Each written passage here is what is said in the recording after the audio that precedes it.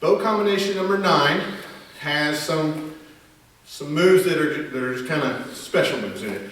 A couple of moves put together, so it's not very many, but they're a little challenging. So the first one we may have videos on already. I'm going to call this a rollover. So where I start with the bow cradled in my elbows, palms toward me. What I'll do is I'll extend my arms and let my elbows go straight while keeping my wrist bent. There I turn my palms away from it. From here I'm going to push both hands up over my head and rotate toward one side of my body. I want one hand to never lose contact with this bow. So I'm just going to roll that hand over the bow to catch it. That's the rollover. So it starts cradled in my elbows, goes down to my wrists. From there, up and over, and one hand never loses contact with it. So it's just basically going to roll my wrist to where my hand catches it before it has a chance to drop very far.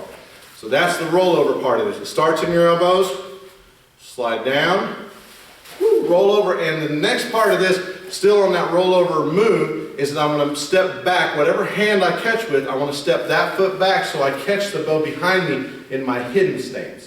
Right? That's where my bow, you can't tell because it's hidden behind my body, you can't tell how long it is and what my reach is. That's why, that's a good purpose for having a hidden stance versus being up here in front of them all the time so they know what your reach is of your staff and how far you can go with it, even if you lunge a little bit or slide a little bit. Back here in a hidden stance, they lose sight of that, so they might be more tempted to come inside your zone here to where you can hit them with it. So that's what I got to do. That's the very first part. Cradle in your elbows, down to the wrist. We'll do this on the right side first. So my right hand's going to be the one that does the catch. And my right foot's going to step back into that hidden stance. So roll over, catch in your hidden stance. From here, then you got the skip, turn, strike that we're going to do. Okay, so since I have the bow back here behind me and I have one hand on it, kind of in that upside down position where my thumb's pointed down toward the ground, that's going to be the first strike that happens. I'm basically pulling that backside forward as one strike to their head. While I do that, I'm skipping up in the air, kind of like a jump spin. I'm not trying to make this whole thing happen with both my feet completely up in the air the whole time, so it's more of a skip than it is a full jump. But from here, there's that skip strike there. Then I'll finish by spinning around, and I'll let my left hand catch it as I finish that spin into a side strike. Okay, a left side strike. Boom. So here, from that hidden stance, that skip, turn, strike, without the skip, it's basically like a step, I'm not catching it yet, step, turn, strike.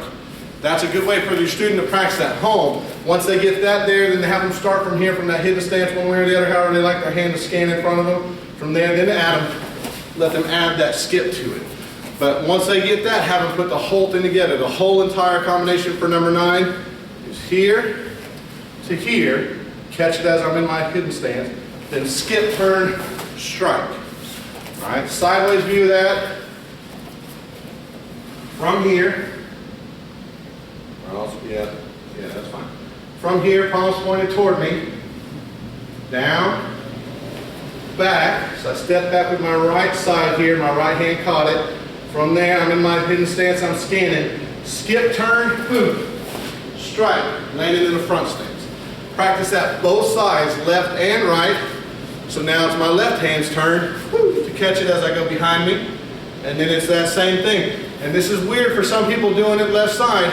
They may have to take more time, more practice, doing it as just a step first before they get to the skip part. Because that skip can get some people a little bit feeling confused or a little bit wonky. So let them practice it. That's one way they can break down the practice session at home so they get good at it. But work on that. Start from that hidden stance, stepping forward first.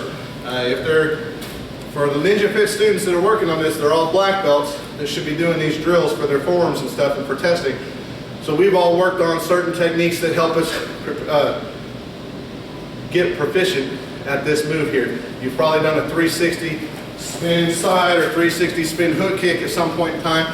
So this is the same footwork that goes with that. Okay, maybe that helps some people understand it a little bit better. It's nothing new, but it's an advanced technique, an advanced way of doing your footwork on this drill. So that's bow combination number 9.